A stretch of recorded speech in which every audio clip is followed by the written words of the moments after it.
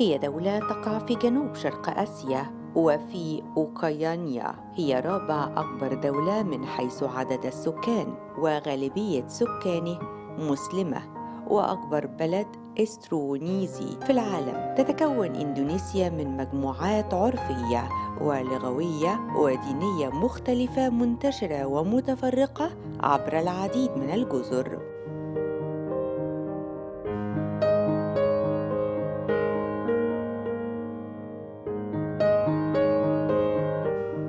Welcome, Ambassador Lutfi Raouf, to our program. It's a pleasure to have you with us today. Thank you, shukran jazilan. It's also a great pleasure to be here, to be with you. Thank you once again. First of all, we need to shed light on our bilateral relations between the two countries, and especially diplomatic relation. First of all, of course, if we're talking about the bilateral relations, the relation between the two countries, the two peoples, is starting far back in the centuries ago, even during the times according to history, even during the time of pharaonic era, when there is a kind of substance from Indonesians natural resources that is used for mummify, for embalmment. Okay. And this is long times ago. Very interesting. And even before also Indonesian proclaimed their independence, our two people already had a contact, especially for instance those Indonesians who traveled to Saudi Arabia performing Hajj pilgrimage. They meet their brothers and sisters there from Egypt. From there on, they continue to communicate, and I think also because of that early context, our students start to come here to study in Al-Azhar. As far as I know, I think even since 18th centuries, but I have information also that even our students came here to study Al-Azhar in the 14th centuries. Okay. But I believe that our students, our people come from Indonesia, coming here much earlier to study Al-Azhar. One of the proof, if the people traveling or visiting Al-Azhar University, there's a place that's called Ruak Jawi. That means the people from Java. It is therefore very obvious that relation between our two countries exists long times ago and continue to be existing until now. This is a great pleasure for us. And number two, for the recent history, Egypt is the first Arabic country who recognized the independence of Indonesia that we proclaimed 17th of August 1945. Egypt just recognized a few months after that, back in March or June 1946, which is this year's we'll be celebrating for 75 years anniversary of bilateral relation between Egypt and Indonesia. 75 years. 75 years. A long time. Long times. That means, compared to others, the relations exist much earlier. 75 years. I think one of the oldest in these regions. We need also, Excellency, to know the number of students who are studying here at Al-Azhar University. I know we have a lot of Indonesian students who are studying here. Egypt, especially Al-Azhar, is the place where almost every household Indonesian know very well. That's been reflected into the numbers of the Indonesian students continue to come to Al-Azhar. This year alone, we have around 2,200 students this year alone. Only this year? Only this year. Making the total numbers, according to our record, making the total numbers about 12,000 Indonesian students studying in Egypt, mostly to Al-Azhar. And then there is a growing interest and enthusiasm for our students to come to study Al-Azhar. Why is that? As I mentioned before, Egypt is already well known to the Indonesian community, Indonesian people, especially Al-Azhar. Okay. So that's why Indonesian student is the largest number of students at Al-Azhar. In Al-Azhar. We have, I think, total number of foreign students from over 100 countries in studying Al-Azhar, about 40,000 something. So Indonesian is about 12,000.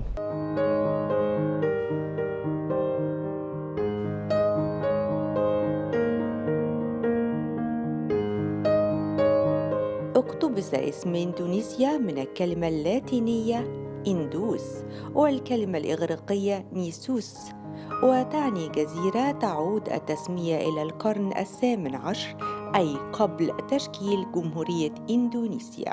على الرغم من أن التجار المسلمين قد وصلوا أول مرة إلى جنوب شرق آسيا في وقت مبكر من العصر الإسلامي، وأقرب دليل على تواجد السكان المسلمين في إندونيسيا يعود إلى القرن الثالث عشر في شمال سومطرة.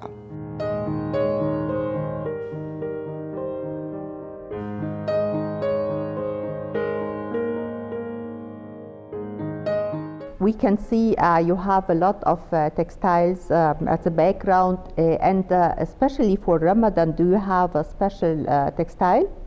We have this kind of also a kind of typical dress.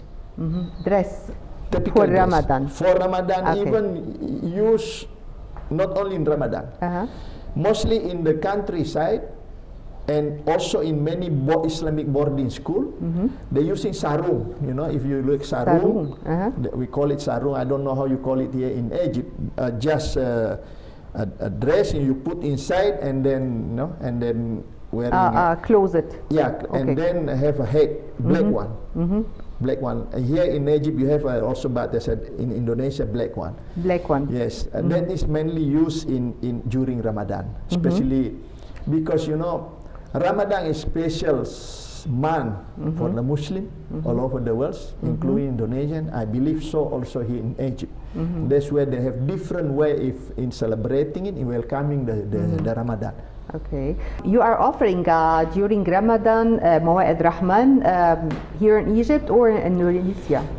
This is Mawa'id Rahman is another traditions that we are sharing. Either here in our community here in Egypt or back to Indonesia. This is the month where people are sharing. This is the month where those who have enough fortune that can share to the needy one. Like here in our community also here, we have this kind of also sharing. And I'm very grateful also to hear from my people here during the Ramadan, many philanthropists from Egypt during this time of the years, Ramadan, also share or give food or something else during the Ramadan, especially the holy months, especially for iftar. For iftar. Yes. What is the popular food for Ramadan? You know, as I mentioned before, all correlated to the ethnic groups. We have so many ethnic groups. They have their own. You're breaking the fasting with what? Different kind of food. So you name it, from east to the west, they have their own typical food. From west, they have mainly the food. The taste is very spicy. Spicy, influenced by the Middle East, Indian food. There's more spicy. And then if you're traveling a little bit further east to Java, there's another variety of food. A lot of vegetables, a lot of how to call it, a little bit sweet. You go further to the east. This is another different things, mainly seafood, fish in a very simple, how to call it, recipe. So during this time of Ramadan, this is where the people enjoy very much. This is the month that everybody's waiting for. This is the month everybody is excited to celebrate in many ways of doing it. For instance, during the fasting month, this is the tradition also I observe here in Egypt. I've been here, I think, hopefully, inshallah, if you're talking about Ramadan, the second Ramadan I've been here in Egypt. The first Ramadan I observed that tradition. When the people wake up in the early morning to prepare sahur, I think you use the sahur. In Indonesia we call it sahur. Sahur. Yes. Where the children moving around, I remember when I was a kid in the countryside, moving around the village, you know, waking up the people by, you know, hitting or bringing the, you know, whatever drums or whatever noisy things they can make to wake up the people for sahur. This is also, I know, the tradition here in Egypt when the kids, young people going around neighborhood to wake up the people. Of course, the mosque also, you know, performing their functions to wake up the people in the morning to prepare their sahur.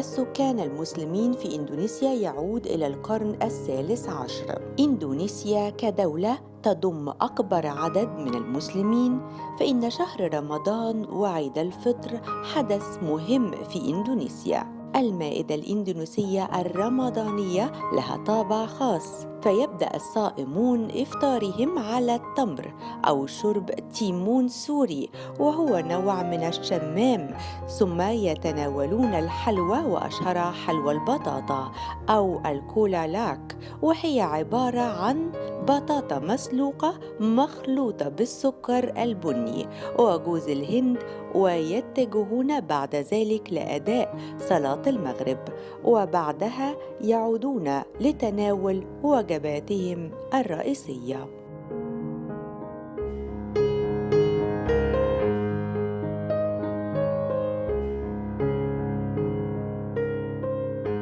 Do you have a special drink for Ramadan?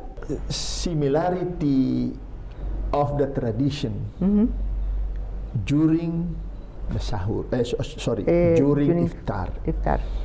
You know, when the, how to call it, here in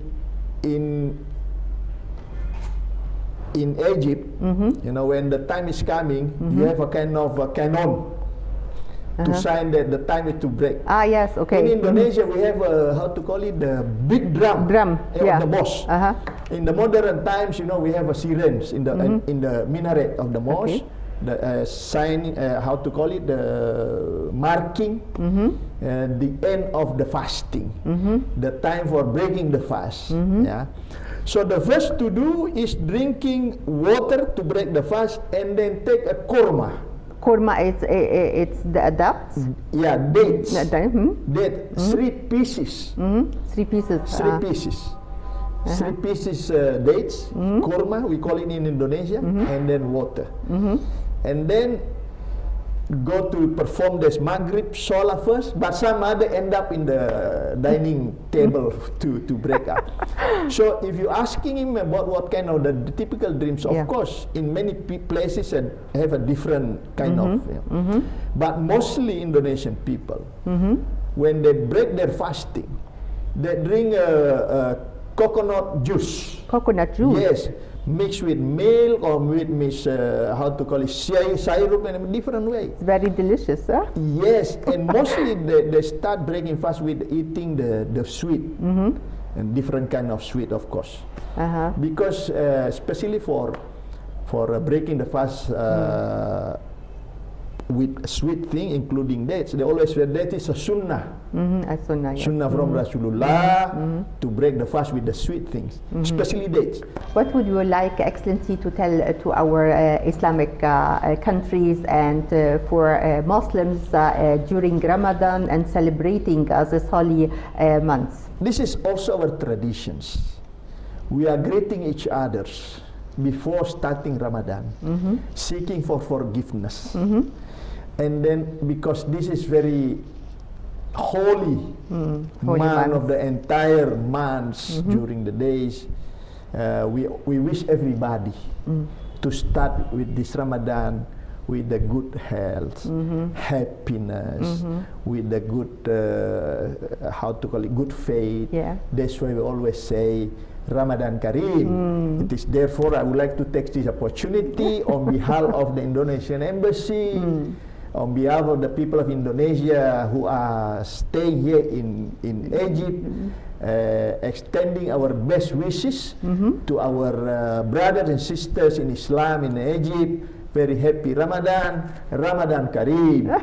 May Allah subhanahu wa ta'ala continue to bless us in this very holy of Ramadan with a lot of reward, inshallah. What do you like to say for people before iftar? As we normally do as a tradition, to express our sincere gratitude to Allah subhanahu wa ta'ala that we can complete our fasting during the day. Let us say, Allahumma laka sumtum wa bika amantum wa la rizqika aftartum. Have a nice iftar. May Allah subhanahu wa ta'ala continue to bless us all. Shukran. Thank you, Excellency, for your time. It was a pleasure to have you, and كل سنة وحضرتك طيب. Thank you also for giving me the opportunity to share my informations about Indonesia to our brothers and sisters in Egypt, the country that is very close to the heart of Indonesian people, the country who has very strong and good relations since long times ago until now. Thank you. We are looking forward, of course, to continue this friendship in the many years to come, because this year is only 75 years anniversary of bilateral relation between two countries. We will need to move further in many years to come as friends, as a brothers and sisters. Thank you so Shukran much. jazilan. Thank you very much.